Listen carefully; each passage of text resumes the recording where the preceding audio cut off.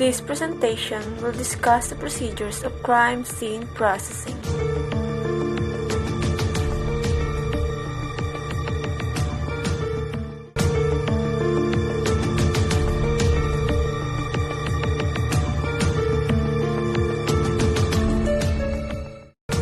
Upon arrival at the crime scene, protection of the crime scene, markings, photographs, collection of physical evidences, and release of the crime scene. Importance of crime scene processing.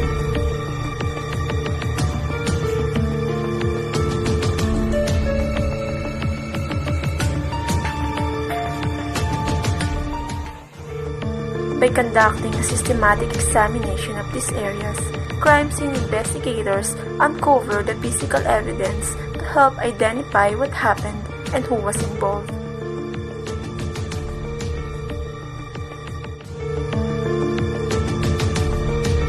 Scene of the crime operative, a case of homicide. The first responder checks the victim's condition, survey the scene, and take notes about the gathered information. The first responder should be responsible for the control of the crime scene. The first responder informs the SOCO teams to investigate further. Arrival of the SOCO team. Scene of the crime operation team. It is a forensic evidence response team engaged in the evidence collection process.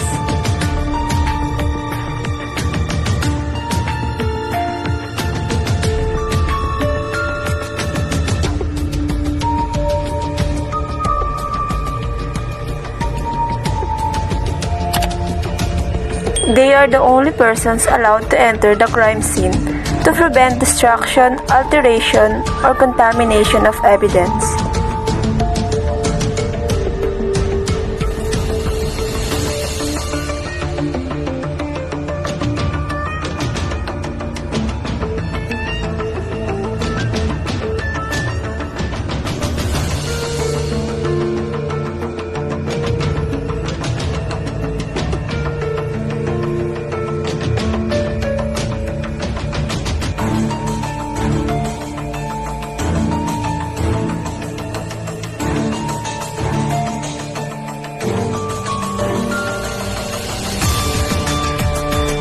The SOCO team is composed of team leader, photographer, sketcher, recorder, evidence collector, evidence custodian, medical legal officer, and fingerprint examiner. The team leader is also responsible for recording and taking notes of the time and date of the arrival at the crime scene, condition of weather, direction of the wind, and writing down information gathered from the first responder.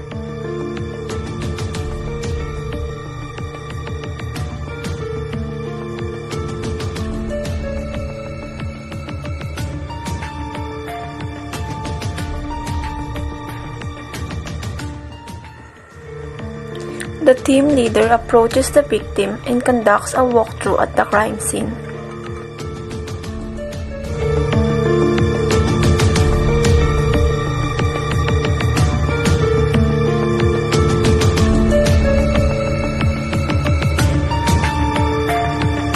The team leader conducts a briefing for the whole team.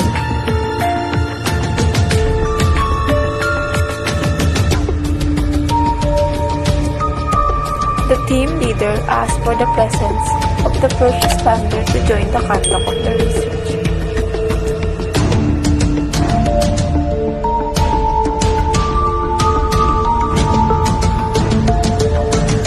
Before entering the crime scene, the photographer photographs the whole crime scene for the general view.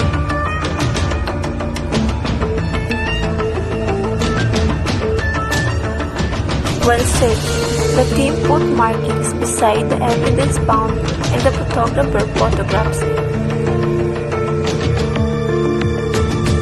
The sketcher is also responsible to sketch the rough sketch of the crime scene.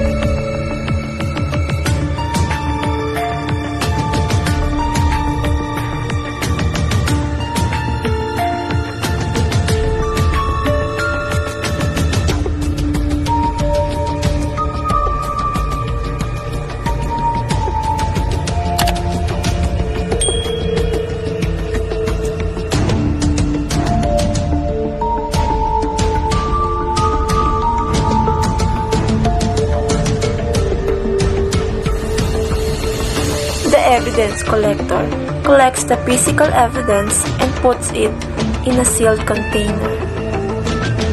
The evidence collector tags and put labels on evidence by placing her initials, the date and time of discovery of the physical evidence for proper identification before putting it inside the evidence bag. The fingerprint of the victim. The fingerprint examiner collects the fingerprint of the victim. Crime scene photographer photographs the whole process of investigation.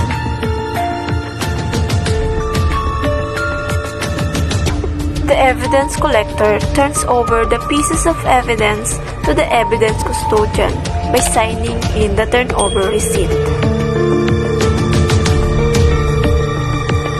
The SOCO team conduct the final search to make sure that they search the crime scene thoroughly.